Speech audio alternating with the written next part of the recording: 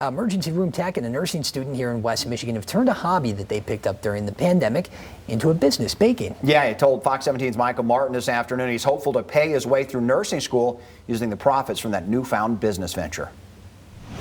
Here inside Cooking Connection in Comstock Park are several small businesses, all centered around this one commercial kitchen. One of those small businesses, the Stuft Cookie Company, has gone from a home-based hobby to a viable business, all within this shared workspace.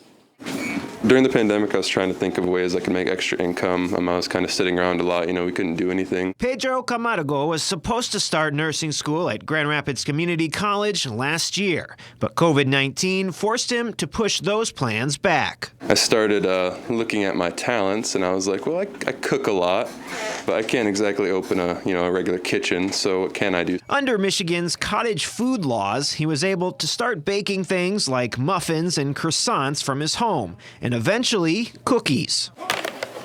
I just started thinking like, well, you can have a cookie and I can start stuffing it. What can I stuff it with? I can stuff it with a brownie, I can stuff it with a frosting, I can stuff it with a ganache. And Stuft Cookie Company was born. But as his sales started to increase, he wondered how he could possibly expand. Starting a whole kitchen by myself wasn't exactly in the playbook because I'm going to nursing school and trying to save for that.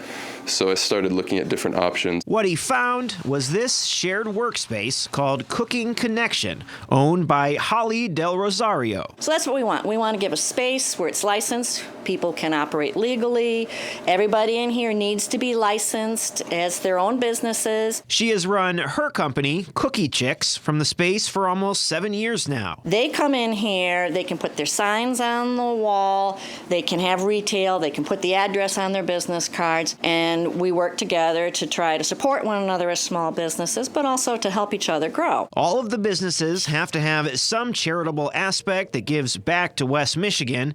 2 coffee companies, 2 cookie companies, and a bread maker now share the space. This was definitely one of those things, like I didn't think before COVID I would ever start a business. I just never had the time to sit down and think about it and say, hey, yeah, I could probably make a good run at that. With sales entirely online, he's already selling over 10 dozen cookies each week. And starting in just a few days, they'll be shipping their cookies nationwide. I was kind of under the impression this wasn't really going to go anywhere. Like I can't, maybe in a few years, like 5-6 years down the road, if I have a solid base income. This opportunity here has allowed me to actually start pursuing it without, going bankrupt right away.